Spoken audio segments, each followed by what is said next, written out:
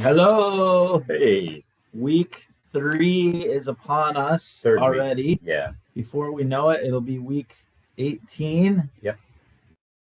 So we had a lot of Mm. picks last week. I didn't really look at how these went exactly. So let's just go through it now. Let's see, you had the Commanders for 1 star, and that was one of those Thursday games where one team was seemingly not as tired as the other one. Well, the Packers were home week 1 and then they got to stay home for the Thursday, right? Yeah. So I really think that definitely matters on a short week when you don't have to travel. Like it just throws another logistical thing in there. You could just tell from the start that the Commanders were not playing to their potential. It was kind of I don't know, it just wasn't a very good game, but that happens a lot on Thursday. So all right, so that was a 1 star. Josh had the Commanders, and the Packers won by I don't know what it ended up being, but 2 scores I think. 27-18. 9 points. Yeah, it was like the second game ever that ended with that exact uh, final score or Yeah. something like that. The Commanders just haven't looked good. They haven't looked like last year's Commanders, and Jaden Daniels hasn't been as explosive.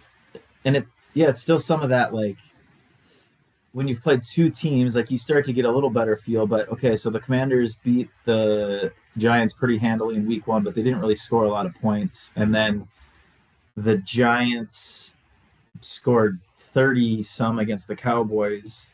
Um, so I guess the Commanders defense was good in week 1. And I don't know, like the Cowboys are maybe decent. The Giants probably aren't very good, but can be explosive. Like Russell Wilson's just throwing bombs all over the place, but then fires one up into like just throws it to the other team in overtime. I don't know if you saw any of that, but Mm-hmm. yeah. So let's move on here. We got the so I had the Lions for 2 stars. So I'm gonna get that right. Destroyed. My son's a Bengals fan, so we're watching the Bengals game, and they have the ticker in the upper left where they just keep flashing each of the other games that's on, like the scores. And every time they flashed it, I think the Lions had another touchdown, and then the ticker stopped at what was it, 52 points? Yeah, They scored. 52-21, I think, was the final score. All right, so I got that one right. Let's go. Okay, we had a couple here where we had the opposite. So I had the Bengals for 3. Josh had the Jags, and that was very interesting the way everything 4-point played game. out. So The Jags absolutely moved the ball up and down the field to start the game, and then they had like 100 illegal shift penalties. Like they just didn't know what the hell they were doing. Yeah. So I'll take a little credit for us saying Liam Cohen didn't really have his ducks in a row, because like you can't. They literally had like 4 or 5 illegal shift penalties on one drive. So like, I mean, how do you overcome that, right? It just cancels every single play. This year, I mean, I know it's early, but it was like a lot of penalties. So they were moving the ball at will. So then Burrow, basically his toe got shoved into the middle of his foot or something. 3 months. So Burrow's out, and then the Jags still lead most of the game, but then the Bengals pull it out. So like, part of me says if Burrow played the whole game, like they absolutely would have been able to cover this. But there's always something to be said with the starter goes out, right. You've prepped for Burrow. You know what plays he likes. Your defense is prepped for him all week, and now Browning comes in, and it's like, well, I don't know what he does well, and trying to switch on the fly and like defend a different quarterback, even if he's clearly not as good, can be difficult. So, very weird game. In a way, maybe sort of got lucky on that one. But whenever a starting quarterback, especially an elite quarterback, goes down early in a game, it always just kind of throws things out the window. Okay, so the next one, I had the Panthers plus 6.5 for 2 stars, and that was another. I mean, they were down 27-3 or something like that, and then they scored whatever 3 touchdowns. So if there ever was a backdoor cover there, that was it. So I got that one right. I just don't think Arizona's very good. Yeah. I know they're 2-0, but Right. Yeah. Definitely. I don't know. They could be anywhere from a top 10 team to a bottom 15 team still. So yeah, there's definitely a range there where even week one, well, yeah, they played the Saints and the Panthers, right? So like, if you were to name the 5 worst teams right now, they would be 2 of them. Right? 2 of the 3 for sure. Yep. Okay. No doubt. So the next one, Broncos Colts. I had Broncos. You had Colts. The Colts end up winning by, I don't know, 1 or 2. It was one of those where they were down 1 and they won by 2, or they were down 2, won by 1. So you got that one, and I did not get that one. Did you watch any of that game? I did watch some of it, yeah. And I didn't see the ending though. So the leverage play. I mean, I saw the replays, but I didn't see it live. So 60-yard field goal, and Schrader. They keep saying, they're like, we watched him in warmups. The longest he made in warmups was 59. Yeah. So I would guess he tried some 60-plus yarders and just couldn't make one. Okay, so I don't know. Like, if I'm the Broncos, I would probably have a guy like paying attention to those sorts of things, so you know, like what the, how far they can make it from. Maybe like don't knock over the center because that's a penalty and give them 15 yards, sort of a thing. But they ended up doing that and getting leverage called. So he kicks the 60-yarder. It's maybe, I think, like 2 yards short and to the right. Like, never really had a chance. They call leverage. So now they turn a 60-yard field goal into a 45-yard field goal. And of course, he puts it right down the middle. So it's like the Broncos absolutely threw that one away, especially because they led by, well, they basically led the entire game. And then, well, they didn't when there was zeros on the clock. And that was about the only time they didn't lead. And then the Colts, like, both teams kind of mismanaged it. The Colts, so they're at like midfield, or they're at like the Broncos like 40, and they just keep running Taylor up the middle. And it's like, okay, I get that you just want to kick a field goal, but you realize you have to be like in field goal range. So like they tackled him for loss. I think it was the last 2 plays, and yeah, they run him out there for a 60-yarder, which apparently he doesn't even have the leg to make. I don't know. It was a bizarre sequence of events. The coaches in general within the NFL just don't know how to manage those critical situations, which I suppose are the least football-y things that a head coach has to manage. Timing, timeouts, end of game, end of half situations, which are strategically important, but are the least relevant things to X's and O's, in terms of what's going on the field. So I guess it's not surprising that most coaches fuck it up or don't know what to do in those situations. So I got fucking lucky, man. It's one of those things that, I don't know. Some coaches have it down. Like, I guarantee this is the case. Like, some coaches who are very just, I don't know what the term is, but like, I guarantee there's coaches that have all the scenarios of like clock management.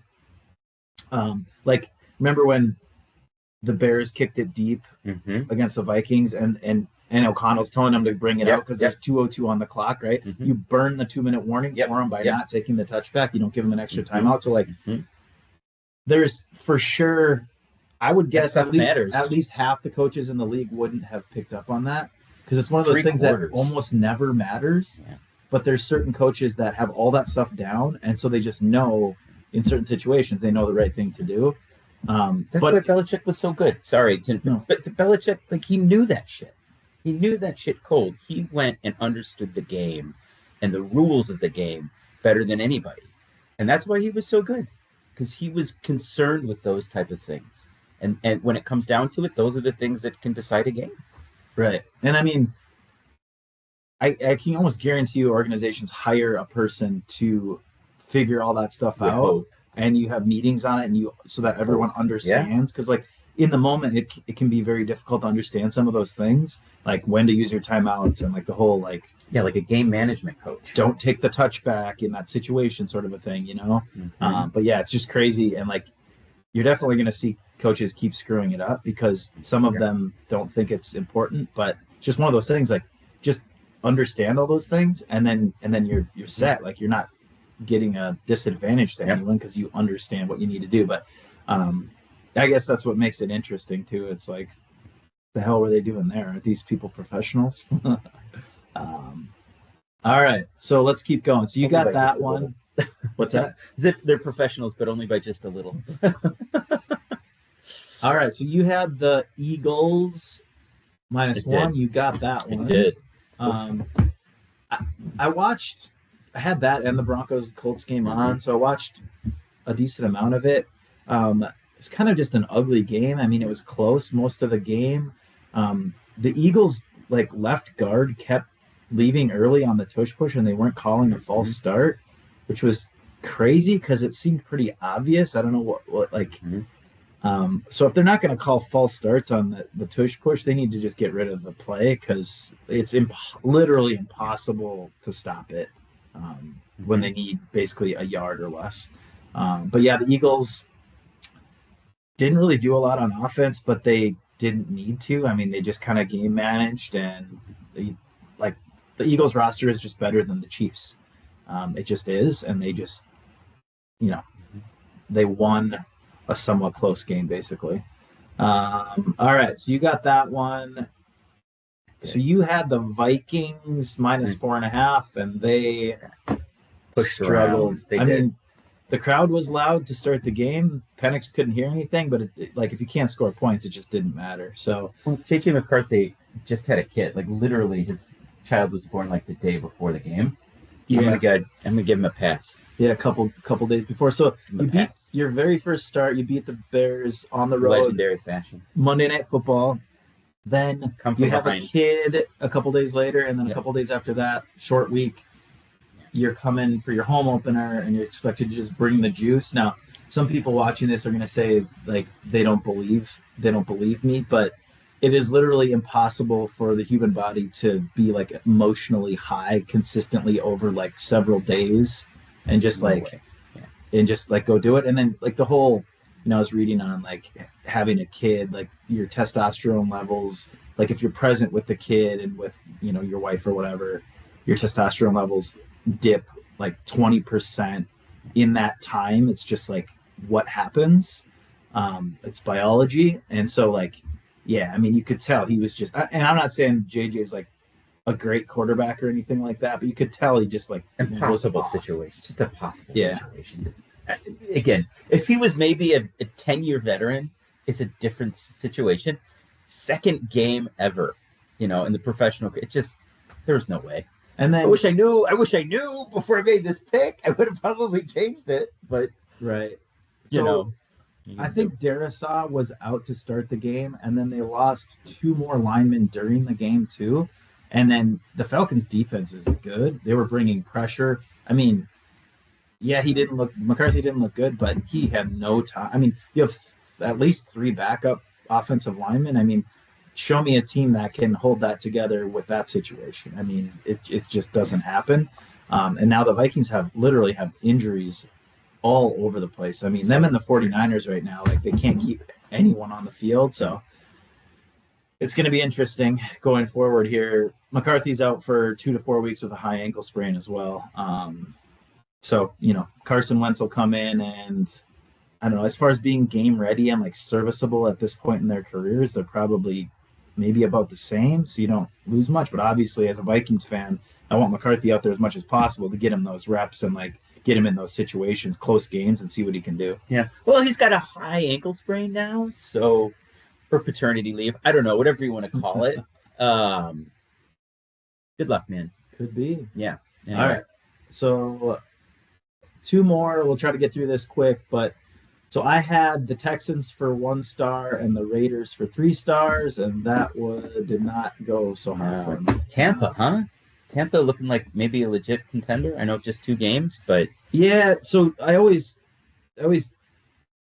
say things like this, how do you bounce back, or off a big win at home and then you're going on the road, sort of a thing, or whatever. Okay, so the Bucs were at the Falcons. They pull it out late, win the game late.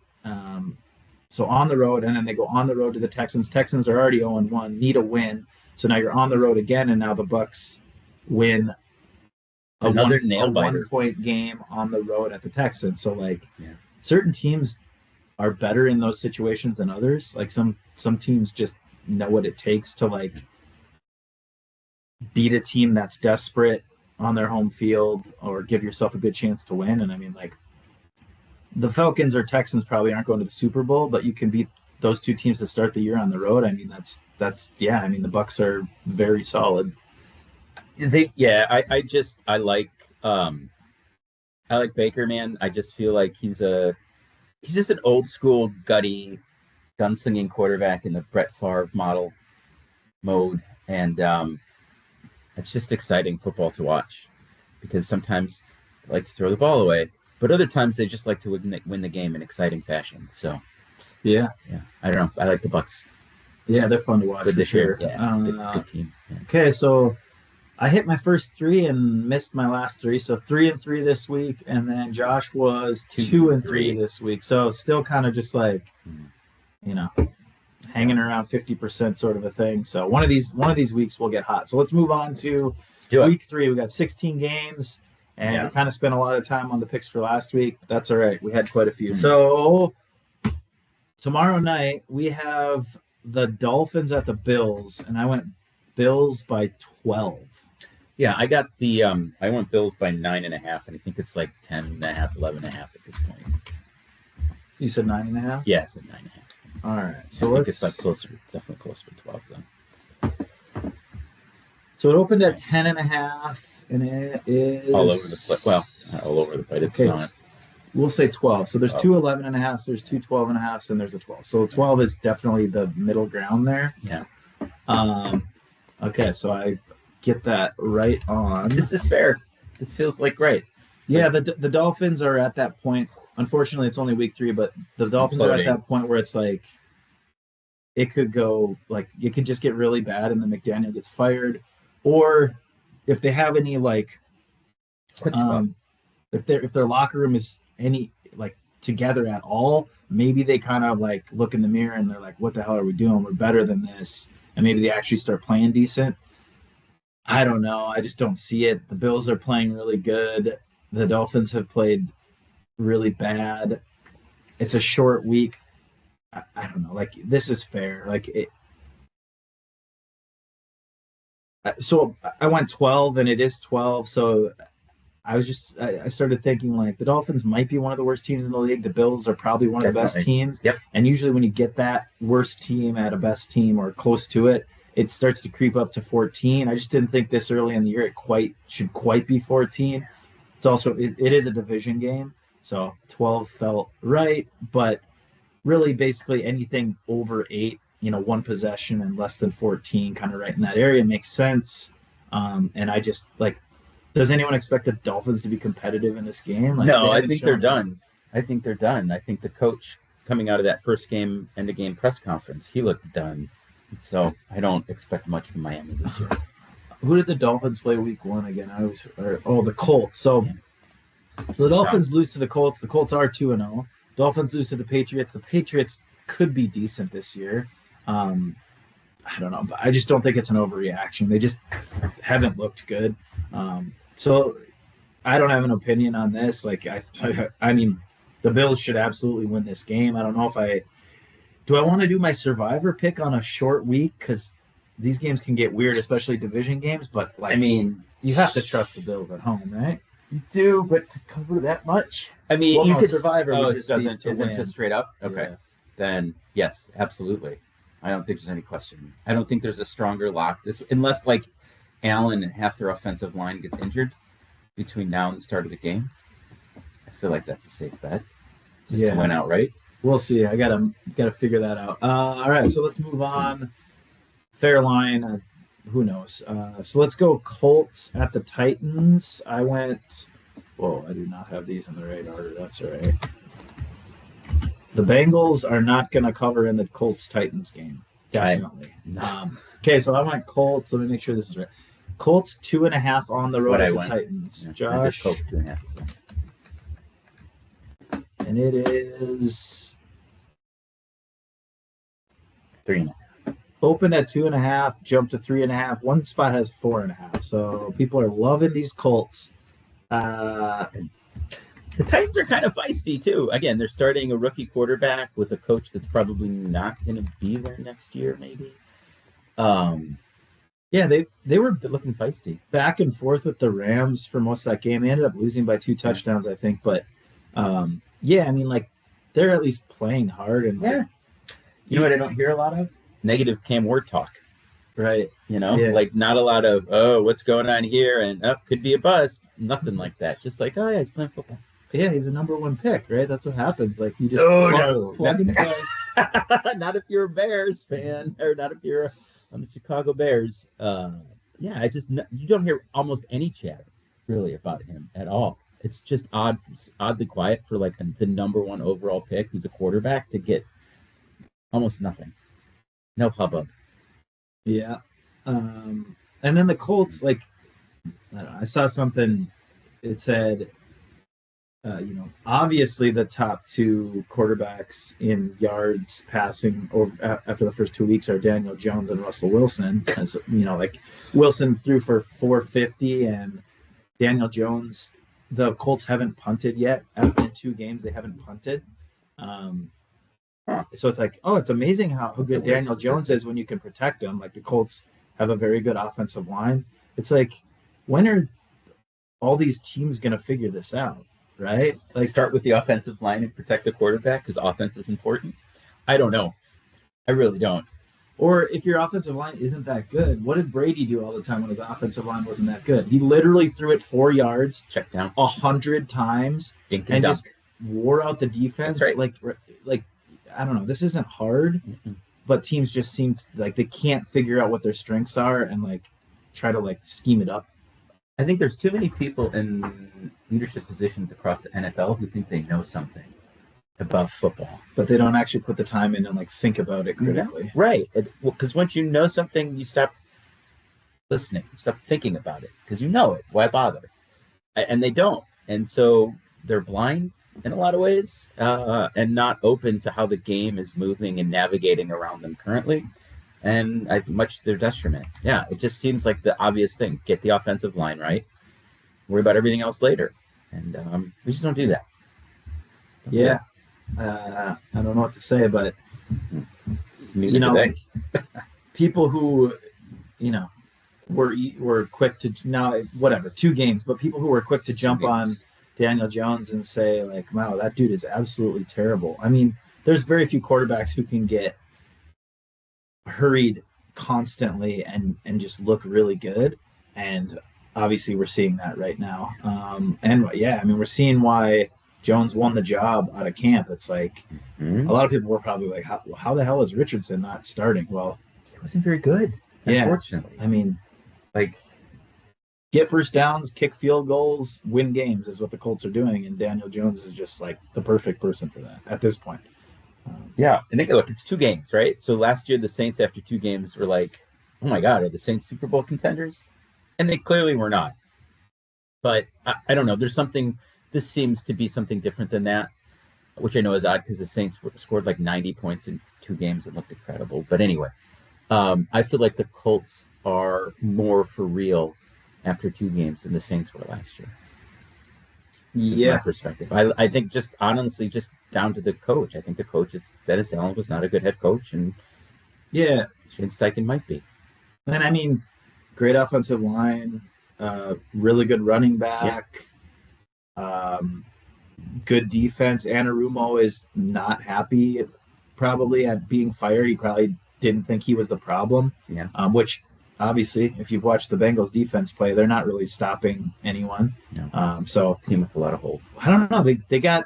I think you might have said this before the season started that your Colts might be a sneaky kind of like. Yeah, I liked them. Took the over on it, and I mean it makes a lot of sense at this point. Yeah.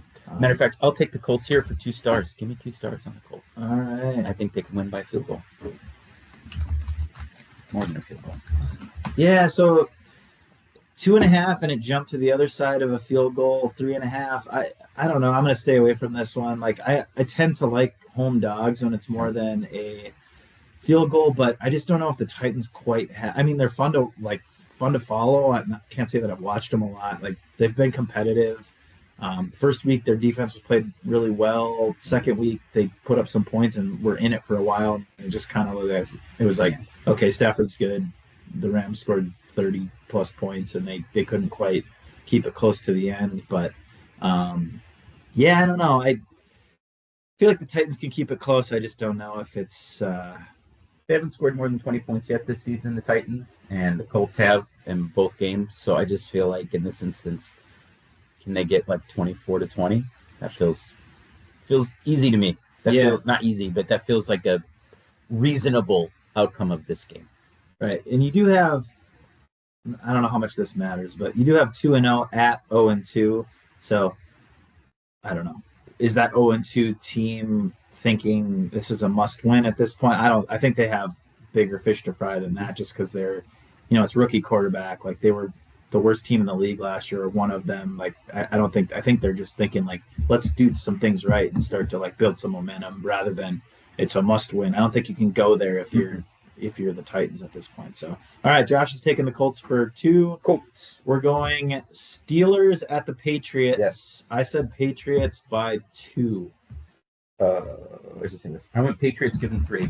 The home 3. And it is Steelers by 1.5. Open at Steelers 1, and it's up to 1.5. I disagree. Disagree with this line. All right. So, first of all, I wasn't that close, but I still get it. Last one was a tie. Oh, yeah. Okay, so I got 2. Josh got a tie. Let's go back real quick. I think I won week 1 and Josh won week 2. Yeah. Yeah. Okay, so it's 1-1 on weeks. I'm up 2-0 on this week. So Steelers hosted the Seahawks and ended up getting blown out. They lost by 2 touchdowns. It was a lot closer. I think the Steelers were up a touchdown at half. And then I don't know what happened. I didn't watch that game, but I think one report I saw said Calvin Austin ran the wrong route in the end zone and it ended up in an interception or something like that. But Seahawks win at the Steelers by, I think, 14. So now you've got the Patriots off a win in Miami coming home. And why I really just don't understand this. Why are the Steelers favored? It's got to be that week 1 performance on the road. I mean, injuries is obviously something to look into, but I don't know. Maybe it's Drake May against a pretty good defense still. Like, he's not quite there yet. I don't know. But it just seemed like, why Patriots and the Steelers got to be like roughly equal. Like, why are the Steelers favored on the road? I don't know. There might be something there. I mean, this is one of those where I missed it by quite a bit. So usually I tend to think Vegas got it right. And obviously the line is moving towards the Steelers as well. So there's some smart people out there who think the Steelers should win this game by at least 2 points. I don't know. I'm going to go Steelers for 1 star on this just because it kind of doesn't really make sense to me. Give me Patriots on the opposite side for 1. 1 apiece? Yeah, all right. We got the duel. Let's do it. Okay. I agree. This line makes no sense. I don't know. No thanks. All right, let's move on to the Jets at the Bucks. Ay. So I went Bucks by 9.5. Oh, I way underbid this. I did Bucks by giving 4.5. Way underbid. Well, so is Fields out for sure? Do we not know? I mean, he had a concussion. I don't know if he's going to play next week or not. So it opened at 5.5. 6.5. And it went to, so 6.5 is the most consistent. There's a couple 7s out there, so you get that one. Do barely. All right, so I don't know. Like, I guess we could have just averaged ours out, and we would have been pretty close. Okay, so the Bucks, who are 2-0 and haven't played a home game, are going up against the Jets, who are 0-2, and their quarterback might not be ready. And you're telling me that they can't win that game by at least a touchdown? I I don't know. I guess history sort of tells me that this is one of those where the Bucks win but don't cover. Like it's close the whole game, and they just like can't cover the 6.5 or 7 or whatever it is. Um, I I I don't know why this isn't more than a touchdown. So I'm gonna wait to see. Yeah. So I'm gonna do the Jets, but with an asterisk. Like, well, who's the backup quarterback? Tyrod Taylor. Oh yeah, so he's kind of like He got a very touchdown last fieldsy. week. Like Yeah. he's kind of the same sort of. Not as athletically gifted, perhaps. Here's one thing I've said this quite a few times, but you don't know which quarterback you're preparing for because Fields is quite truly questionable. So how do you prepare? Like Tyrod Taylor and Fields are roughly the same sort of quarterback, but still, it's got to be easier when you know who you're preparing for. So maybe that plays into it a little bit. Maybe that's worth a point or two. I don't know. I just think most people are going to look at this and say, "Well, yeah, absolutely, the Bucks can win by a touchdown." And I just think at the end of the day, it's not going to be the right side. Maybe the Jets are a little desperate.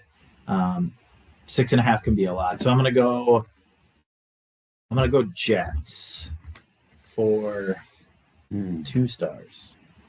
I'm just not sure what kind of Jets we're gonna get because the first game of the season looked like a revelation from a Justin Fields perspective. It looked like we were finally getting um, the talented quarterback we all kind of thought we were when he came out of Ohio State. That mixture of lethal passing from a distance, and then just athletic scrambling on the ground.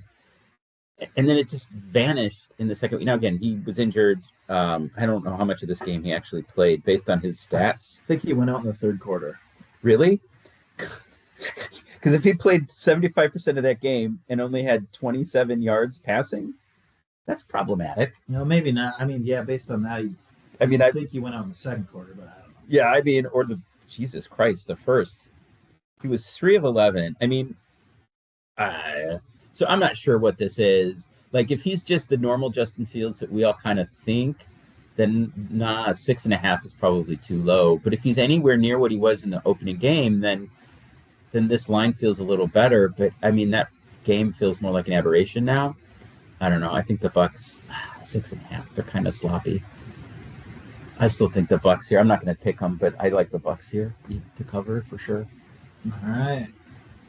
We'll see. The other thing I just thought of this, I saw a little clip of Mayfield getting a little banged up on a play. Now I have no idea. I think he finished the game and he was fine, but maybe it's one of those where he sprained his knee or his ankle or something, and like adrenaline was fine, and now it's going to be a little bit tougher for him to be 100% sort of a thing.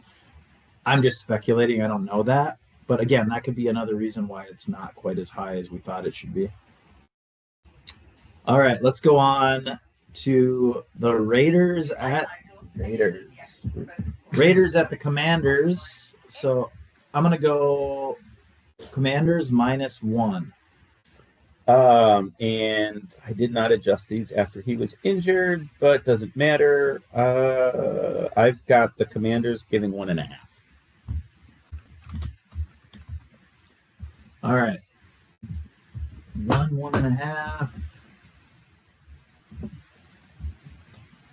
So it opened at 7, but that was when Daniels was presumed healthy, like way back when, probably a week ago. Came down to 3.5. So Marcus Mariota is the backup, I think. So I'm assuming this means that Mariota is going to play. So you get that one. So now we're 2-2. All right. So the Commanders are a better team with Mariota than the Raiders are with Geno Smith by 0.5 point. I guess that's fair enough. Another thing, the Commanders are off. Whatever, they get an extra few days rest because they played on Thursday, and the Raiders played on Monday. Less rest. And so cross country thing. Oh, interesting. So cross country, 6 days instead of 7 days, and the Commanders got 10 days instead of 7. So, yeah, that's a tough spot for the Raiders for sure, even if Mariota's playing. And I don't Three think and the a half. Raiders are very good. Sorry. Just, yeah, I think they're maybe the worst team in that division. Yeah, so I'm definitely going. Wow, is this going to be one of those where I give out like 14 picks? I just can't not take the Commanders here. Extra rest, cross country, Raiders less rest. Geno Smith looked bad, even with a backup quarterback. I mean, Mariota is serviceable. The Raiders, how do you prep for Mariota when you're kind of expecting, or actually Daniels hasn't been ruled out at this point either. So like, You don't know. this is a wow. Am I putting 3 stars on Marcus Mariota? Darn right I am. Wow, that's the wrong box. Yep, 3 stars. Washington. Book it. Book it down. All right, let's move on. Let's do Rams at the Eagles in the rematch of the divisional game. Yeah, the divisional game last year where the Rams kind of were getting frisky and had a chance to win that, and they ended up losing by 3 or 4. I don't remember what it was, but like close. They were driving, and if they scored, like they'd pretty much had a very good chance of winning the game. Anyway, Rams at Eagles. I went Eagles -3. I just went standard 3. I went -5.5 for the Eagles. I do not remember what this one is. Opened at 5. It went down to 3.5. Wow. I liked it better when it was 5. So I get that one. I'm ahead 3-2. Okay, more than 3, less than whatever, 6 or 7. So it makes sense. 3.5. The Eagles are still the better team than the Rams, but it's probably pretty close. Both teams are 2-0, right? Yeah. Man, what do I think about this? I mean, I'd like to think the Rams can cover that. I just think, obviously, they were able to scheme it up against the Eagles better than a lot of teams last year when the Eagles were very much probably the best. Well, they were the best team in the NFL. So, like, I have to think that they will be competitive to the end of this game. 3.5 can be a lot, like I said. I don't know. I'm not gonna give anything out, but I would lean Rams on this for sure.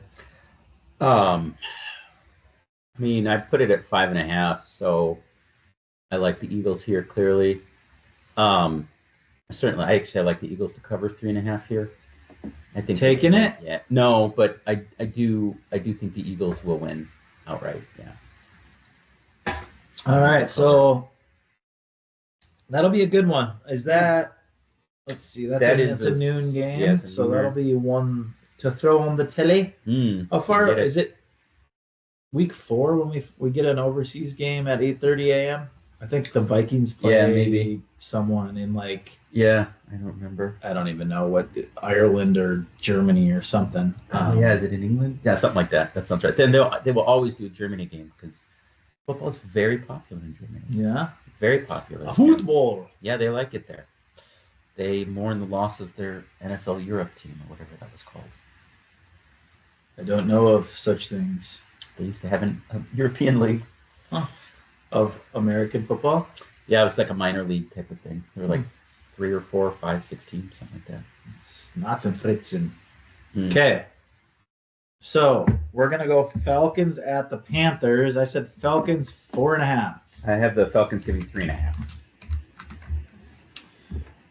And it is open at 2.5 and boom, up to 5.5. Okay, so I get that. I'm up 4-2. Okay, let's think about this. Panthers week 1. Who did they play again? Oh fuck! Who did the Panthers play in week 1? I'll grab it here. At the Jags, did not compete. Jags could be kind of frisky. Who knows? So then the Panthers at the Cardinals week 2 get way behind. Second half, they end up covering. They only lose by 5. So now Falcons have had the Sunday night game in Minnesota. Now they're going on the road again. Panthers, first home game. I mean, the Falcons have looked pretty good. I will admit Penix looked a little better than I expected him to be.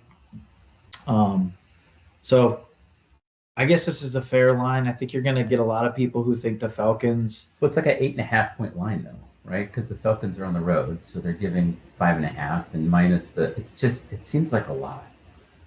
Yeah, I think so. Falcons just played in prime time. They win a road game, basically blow out the Vikings. I think a lot of people are going to jump like to the Falcons just because 3.5 doesn't seem like a lot. And I don't know, that might be fair. I don't know. We don't like the Panthers might not be good at all. So this is definitely one of those stayaways for me. Yeah, I mean, I don't know. They just lost. The Panthers just lost by 5, so maybe it's not surprising that this line is half a point better than that. I mean, can the Falcons win by more than a touchdown against this team? For sure. Like 2 field goals? For sure. So, I know this line makes sense. I don't think the Panthers are any good, but I don't know. But Bryce Young threw for over 300 yards and 3 touchdowns. So I guess anything's possible. Yeah. I don't know. I don't have any words for this. I don't know what to think. So let's not think anything and let's move on to the next one. We got the battle of the backup quarterbacks, the Bengals at the Vikings. I went Bengals by 1.5. The Vikings giving a 4.5. So I'm pretty sure it's in between. I think the Vikings are favored. So it's 3 now. Open at Vikings 1.5. It's up to 3. Carson Wentz love is what we call that. And what I mean by that is J.J. McCarthy's out for 2 to 4 weeks with a high ankle sprain. Joe Burrow has a grade 3 turf toe injury, and he's having surgery, and he's going to be out for like 3 months or something. So you get Jake Browning against Carson Wentz. Jake Browning has been a better quarterback than Carson Wentz when he's had to play over the last couple years. Browning might even have a winning record as a starting quarterback. He brought the Bengals back from being down to beat the Jags last week when Burrow went out. Why? I mean, is this Browning on the road in kind of a tough atmosphere? Like, why should the Vikings be expected to win this game? Defense? Great question. I mean, since it's both backups, you're getting that. Is this home team with a coach people like better and a stronger defense? Happier defensive coordinator? The injuries for the Vikings is something to watch too. I'm not kidding you. Like, they have 6 or 7 starters across offense and defense at least that might not play. I mean, if the Vikings show up with 3 starting offensive linemen hurt and Aaron Jones isn't playing and Harrison Smith, who knows? I think he's supposed to play, but he hasn't played yet this year. And I don't know. Go look it up. They have a ton of injuries. This is who knows to me. Like, I have no idea. I do think I like the Bengals here a little bit just because I think Carson Wentz has a Super Bowl ring, I suppose, but Browning won some games for the Bengals in recent memory when Burrow's been out, so this is not new to him. I don't know what in terms of the impact to not having J.J. McCarthy on the Vikings and starting Wentz instead, how do you quantify that at this point? I don't know that you can. So I will say one thing that actually makes some sense. So Carson Wentz is he was born in North Carolina, but he lived his childhood in Bismarck, North Dakota, which is where I'm from. Went to the same high school as I did. Grew up a Vikings fan. Gets to play for the Vikings. Gets to start a game for the Vikings. Like, he's obviously going to be jacked up. Like, I guess I expect him to play well. Not maybe not great, but that's got to be some of this too. It's like, imagine like dream come true sort of a situation. Like, he's getting to play for the team he cheered for growing up, like 6 hours from his like where he grew up. Just think about like all the support you'd have and things like that. So I don't know. Maybe that plays into it. I don't know. They are the division leading Bengals at this point. Yeah, 2-0. Look at that. So, which is odd. Just feels like the exact opposite, honestly. But it's weird. I don't think it's the 2 weeks into the season means so little. Like last year at this point, the Ravens were 0-2, and the Saints were 2-0, and that was fucking meaningless. It didn't mean anything in terms of how the season ended. Completely irrelevant. So, yeah, man, I don't know what any of this means. I guess at this point, none of it matters until we've got more and more data. This game feels like a toss-up, but I think I like the Bengals better. I have more faith in their backup. All right, you throwing stars, or are we moving on? Yeah, fuck it. Give me the Bengals for 2. All right. 2 stars, Bengals, +3. Bam. Okay, Texans at the Jaguars. I'm going Texans by 1. I got Jags given 3.5.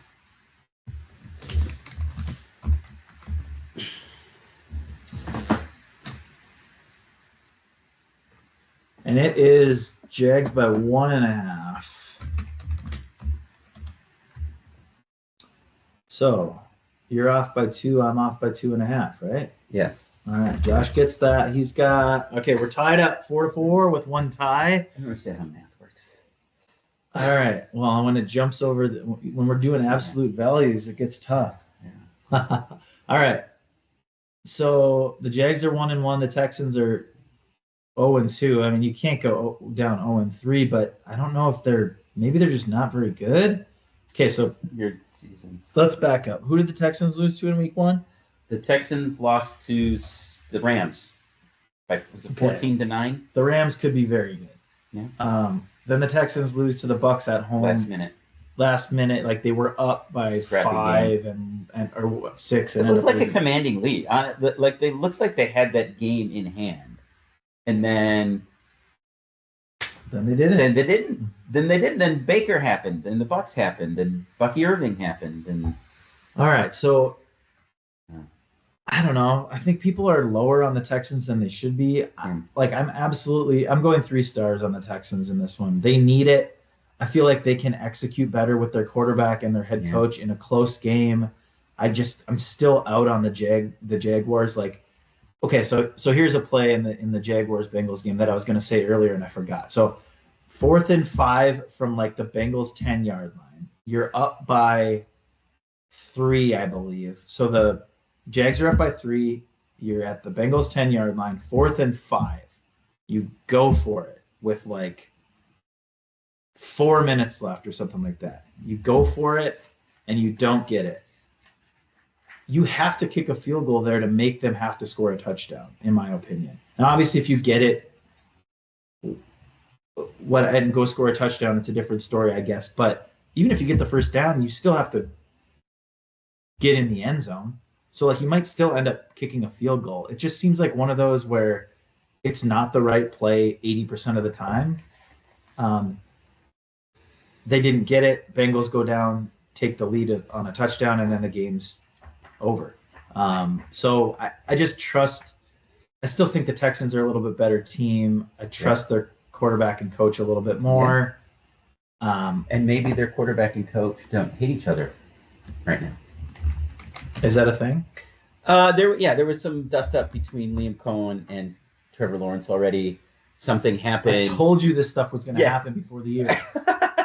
So Lawrence was walking off the field after whatever the offense failed at something, and Cohen was like slapping his chest, and he's like, "You got to hit him in the numbers. You got to hit him in the numbers."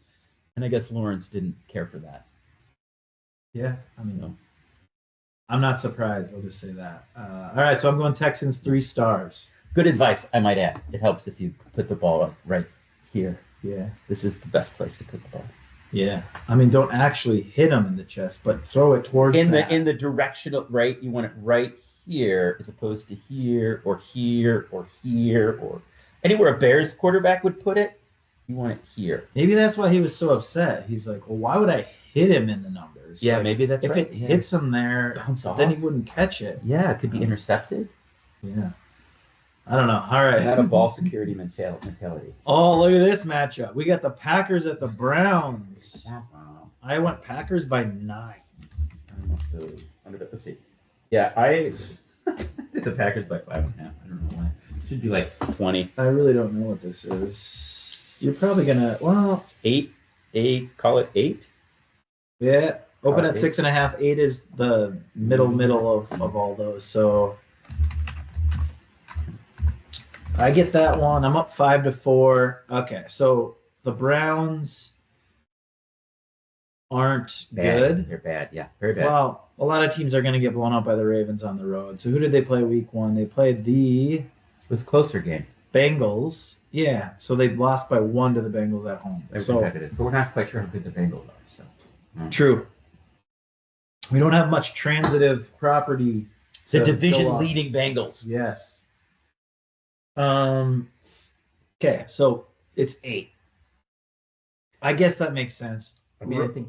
No, sorry. Go The ahead. Packers are one of the best teams. Browns are probably one of the worst, but it's still a road game, so it's right at the edge of, is it 1 possession or 2 possessions that they are, 1 score or 2 scores that they win by? The 4 in a road game. Packers have extra rest. Packers are mostly healthy. Jaden Reed went down, but the Packers have a ton of receivers that are pretty kind of similar and solid. So I don't know that that's going to affect them. It's one of those road games. Like, do you get crazy and take the Packers to cover 8? It's kind of a high number no matter what teams are playing. I think it's fair. Yeah, I mean, what do you want to say? There's nothing to say about the Browns right now. I mean, as fans of other teams in the NFC North, obviously it'd be nice to have the Packers drop a game like this just to hopefully have some sort of chance towards the end of the year of winning the division. But Packers are a lot better than the Vikings and Bears, so I don't know. Very much so. I mean, I think people are right now looking at them as the best team in the NFC, right? Or at least outside of the Eagles, they're the other contender, right? They've looked better than the Eagles to this point, for sure, I would say. So competition. That's fair. Yeah, and so the Eagles, they've played the Chiefs, and then who did they? Oh, they played the Cowboys. So I don't know. And the Packers have played.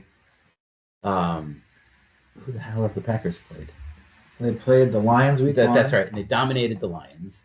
And then the Commanders on the short week. And then they play. All right, so the Packers have played better competition, I would say, right now than the Eagles. Oh yeah, the Lions and the Commanders were the last 2 standing NFC teams. Yeah, last year. Yeah. Well, that's actually not true. The three of the. Anyway, but yeah, I think the Packers are right there as the top of the top of the league, and the Browns are at the exact opposite. So, I mean, this line could be 10, and it would feel pretty good. Yeah, 10 or 12. Yeah, I think it's fair. Let's move on. Broncos at the Chargers. I went Chargers by 5. I have the Chargers giving 3.5. I think you're closer, but let's check it out. Might as well. Open at 2.5, and it's mostly 2.5. So, I mean, this should be a good game. Maybe this is the game of the week right now. This is the pick of the week for me. I'll tell you that. Is it? Okay, so this is exactly the situation where I tend to like one side versus the other. So if you polled 100 random NFL fans and said, who's the better team, Chargers or Broncos? Do you think more of them would say Chargers or Broncos? That's an amazing question. I think people would say Broncos. Really? Yeah, I mean, so going into the season, and we're still early, we're kind of close to that. I think people thought the Broncos were the better team. And Broncos, okay, so better defense, and then Sean Payton, and people really, really liked Bo Nix. So the Broncos they end up beating the Titans by 8 at home, but it was underwhelming. Like, they should have probably won by more. Then the Broncos drop a game at the Colts, just kind of mismanaged. Didn't look, they looked pretty good for most of the game, but just kind of like didn't make it happen when it was on the line. Yeah. Chargers beat the Chiefs in Brazil, take care of the Raiders handily on the road. I just feel like the way they've played this year, the Chargers are the better team. Like they're showing that they're better. So, but then again, I'm going to flip on that. So why are they only 2.5? Well, there's got to be a reason why they're only 2.5, right? Like it should be at least 3 in my mind. So with it not being 3, I absolutely always will like the Broncos side in this, sort of situation. And then you start thinking about it. It's like, right, it's a division game. The Broncos are 1-1. They maybe needed a little bit more. Maybe the Chargers come back down to earth a little bit. So I'm going 3 stars on the Broncos. Hold on. I did not get that right. So I'll make sure I update the right things here. Okay, so I'm going 3 stars Broncos. I don't know what to say, but again, I think this is the best game of the week. I'm not sure which is the better team right now. So we'll find out after this weekend. But the Chargers can come away with a commanding lead in the division. They could be 3-0, not just overall, but 3-0 in the division after 3 weeks. They're not going to look back. I don't know. So much about this Chargers team I don't like. Most of it may be based on historical data and not the current setup. But yeah, I do think the Broncos, at least coming into the season, were the favorite to win this division. I still think there are folks out there who think they might be. Again, given the strength of that defense, I do believe that Bo Nix hasn't performed as well as people wanted him to. Given last year, I think they were thinking about some sort of takeoff, some sort of ascendancy, which we have not seen. So I think the Broncos are a fine pick here. I don't know who wins this game. But I think probably who wins this game, I would put money on to win the division. All right. There you have it. So I have Broncos for 3 stars. Well, let's move on. We got the Saints at the Seahawks. Both teams' names start with an S, and one of the teams is better than the other team. I went Seahawks 11. Yeah, I didn't go that much better. I went Seahawks given 6.5. I don't know what this one is either. 7.5. Wow, I went 6.5 and it's 7.5. So I was 3.5 points off on that. That's not good. Okay, so the Saints they got to be one of the worst teams, right? Bad. Seahawks are what, 1-1 now? They're not. I think the issue here is they're not an elite team. So if this was the Bills, I think you probably see a line like 11.5. I think the Seahawks are just an average or maybe a kind of a borderline good team. And so sort of a more middling line makes sense. Just the Saints are just bad. Yeah. Just bad. Like, could the Seahawks win by 20? Yeah, probably. Could they win like 23-3? Sure. That defense is very, very good. So I think that's possible. But also, I think the offense is a little clunky and isn't quite there yet. So this line makes sense to me. Yeah.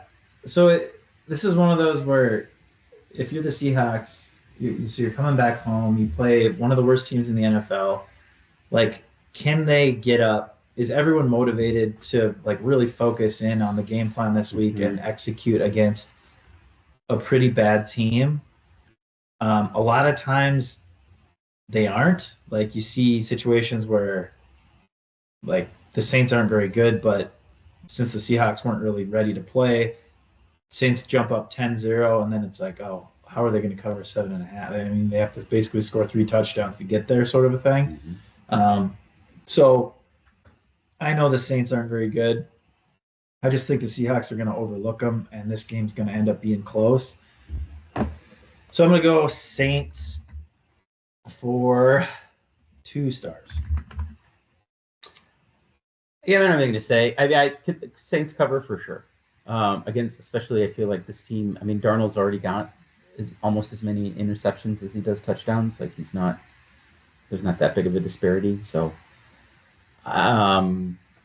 this is going to be a huge survivor. Everyone's going to pencil on the Seahawks because they're kind of a middling team, and it's a good time to take them. And this is the type of situation where the Saints maybe win this game and kind of ruin a bunch of people's eliminated pools. But at the same time, they're not good. They're flying across the country. If the Seahawks are disciplined and like motivated and ready to go.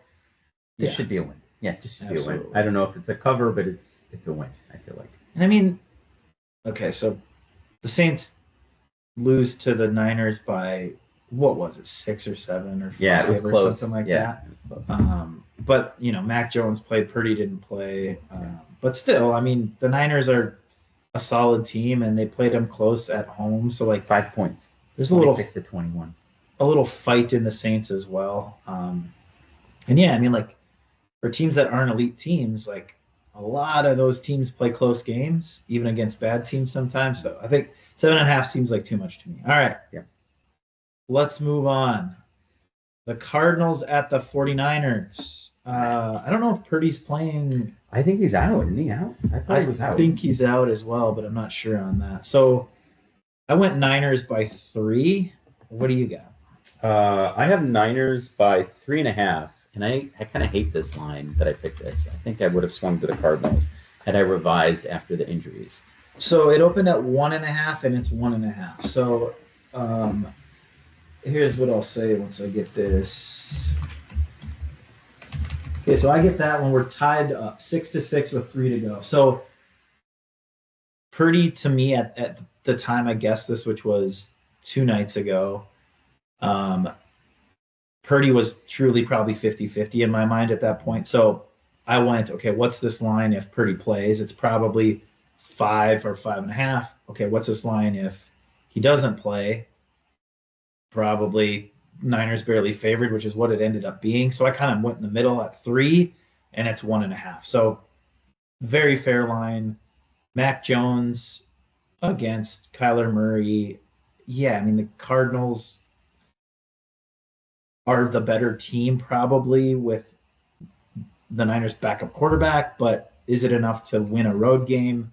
So this is very fair, and I don't know what to think. Give me the Cardinals here for 3. What? Yeah. I thought you didn't like the Cardinals. I don't, but this is I think the Niners are bad, sort of platform. I just don't think the Niners are good this year, and they're going to do anything. I think they're probably going to miss the playoffs. And I mean, division leading Cardinals. How do you go against division leading Cardinals, man? I don't actually division tied leading Cardinals. Whatever. Anyway, they're 2-0. Give me the Cards here. I think they're going to win outright. I'm not sure the Niners are very good. So yeah, I mean, you can get a team against Mac Jones. A 2-0 team going against Mac Jones' Niners. I don't blame you, but I'm staying off that one. All right, 3 left. Those Dallas Cowboys are coming to play those Chicago Bears over there, like 70 miles that way. And I said the Cowboys should win. Sorry, the Cowboys should be favored by 2. I went 2.5. Cowboys by 2.5. I think the Bears are favored. What the? Opened at Bears 1.5. It's kind of all over the place. So, what do we make of this? Give me the Cowboys for 3. Bears -1, I guess, is maybe the most consistent line. Yeah. So I get that, even though neither one of us were really that close. You're going what? Cowboys for 3. Okay. Never have you sounded so more confident. Bears suck. I have it actually right here in my notes. Bears suck. Okay, so the Bears get blown out by the Lions in Detroit. That was a tough spot for them. The Lions obviously were not happy about getting crushed by the Packers. Did they pull Williams because it was just such a blowout and why get him injured? Or did they pull Williams because he sucked? I mean, definitely. I mean, I didn't watch the game, but I think it was because, like, why? What's the point at that getting him injured? Reps because he's not good at football and practice helps. I mean, in my experience, you don't get better at something if you stop doing it. So it's fair.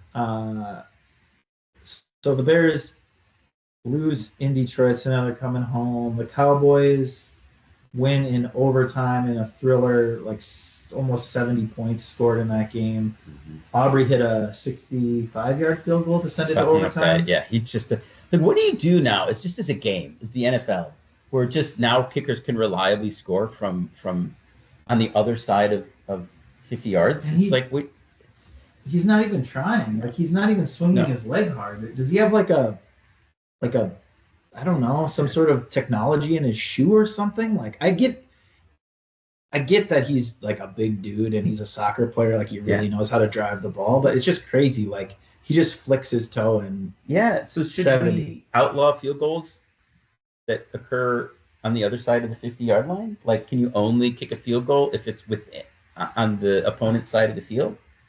I actually don't mind it because No. there's it's not like there's who else is okay. So Aubrey is probably better than 50% from 60 plus in his career. Well, he's probably only tried a handful, but what other kicker is truly decent from 60 plus consistently? I mean, I guess it's a fair question now. But in 5 years, when there's like a third of the league's kickers can reliably kick 60-yard field goals, it's like, Yeah. what is the dynamic of the scoring system within the game will have shifted. Yeah. But you know, the risk on the flip side, you miss that, right? Like then the other team can kick it on first down. Yes, right? well, and that right, they're right there. And you know, so from the scoring, there is some risk involved. But again, when it's reliably happening, then I don't know. Then that risk calculation changes. So right now it's probably fine, and it is exciting. I mean, field goals can be an exciting component of the game. I'm not advocating getting rid of them completely, but the calculus might be in the danger of shifting to where it's just not fun. It's not as interesting. If I can just go get 3 points every time, I don't know. It could get to that, I guess. For me, it's not there because it's just interesting to me. Not yet, but it's a watch point. That's true. It's a watch point. Definitely. Outlaw the field goal from your side of the field. Outlaw the tush push. Yeah. 2 points of emphasis for next year. Okay. Chiefs at the Giants. The 0-2 Chiefs at the 0-2 Giants. I went Chiefs by 7. I just went 6.5. Ooh. Open at 6. 6 is the most consistent line. So you get that. Oh, it's going to come down to the weird. Yeah, 7-7. We got one game left. So the Chiefs haven't won yet. The Giants haven't won yet. You got to think the Chiefs can beat the Giants, even though it's a road game. Yeah. I don't know if it'll be by more than 6. The Giants' offense looked pretty good against who knows. I mean, the Cowboys' defense is probably, you'd say, average for as many, you know, like there's not a lot of data points, but maybe they're average. Mm-hmm. So I don't know. I think the Chiefs absolutely win this game. I mean, are they going to start 0-3? But do they win by 6? I mean, it could be one of those where it's close at the end, but you just kind of trust Andy Reid and Mahomes over Dable and Russell Wilson. I mean, Russell Wilson threw for 450 yards and 3 touchdowns, and he rushed for another 23. They scored 37 points this weekend. The Chiefs haven't scored 37 points. Maybe they have just scored 37 points all season. So, yeah, I don't know. I'm going to take the Giants here for 3. All right. Oh, man, I got some decisions on my Survivor pick this week. There's a lot of different ways to go. There's road teams that are definitely probably the better team. There's home teams favored by double digits. So I don't know. I got a decision to make, but I guess it's nice to have options. So Josh is going Giants, 3 stars. Oh, that's 3 3-star picks in a row. What the hell's wrong with me? Well, I don't know, but it'll be interesting next week to recap. Yeah, I mean, Cards in the Giants pick for 3 stars. That's a little erratic, but the Cowboys one, that seems right on. That makes a ton of sense to me, especially given the line. The Giants can be, or Cowboys can be within one point of the Bears for sure. Lions at the Ravens. Ravens by 4, I said. I have the Ravens getting 7. Okay, this is the tiebreaker. It is open at 6.5. 5, right? Or wait, I mean, 5 would be five, the yes, give tiebreaker, them I guess. 4.5, Yeah. All right. So Ravens -5. I edge Josh out, and I win the week 8-7. No, I get the week. What? You picked 4. It's no. Sorry. Yeah. I was. I picked 7. The line is not 7. The line is 5. I've been wrong. No, well, it helps Time if or you two. know how to read and the value of numbers. Yeah. All right. So this is more than a field goal and less than a touchdown. It makes sense. Like the Ravens are the better team. They look so. I mean, even the loss, the Ravens looked pretty good. I think the key here really is, can the Lions stop the Ravens? I think the Lions should probably be able to score 3, maybe 4 touchdowns, but I don't know that they can stop the Ravens enough. I don't know. Can they keep it? Can the Lions keep it close enough to allow the Ravens to defeat themselves? Right? Exactly. Through penalties or fumbles, probably not interceptions, but can they do that? Right? Can the Lions stick around that the Ravens, when they get clumsy, which they like to do, clumsy and stupid, can they then take advantage? And I feel like the Lions are a team that can do that. I do too. I'm going Lions for 1. Yeah. This should be a good game too. Another good game. Even if it's Ravens up by 13, by 12, and the Lions, prevent defense, they go down. Like the Lions seem like a better team than most at just like staying alive. Like get a touchdown, try an onside kick. Like I really think that the Lions can keep it within 5 at the end of the day. So I'm going Lions 1, just 1 star. Yeah, I'm not going to pick this game. I'm interested to see how this one plays out. I mean, I don't think anybody doubts the legitimacy of the Ravens, and I think most people still believe the Lions are a good team. There's a lot of history, though, on the other side of that debate. So, and the games against the Bears don't count. It doesn't tell you anything about what kind of football team you are. But this should be a much better measure of who the Lions are. Yeah. So weird week with a lot of high, like big spreads. Definitely some possible trap games out there. The Chiefs on the road, Seahawks maybe not so motivated to play a bad team.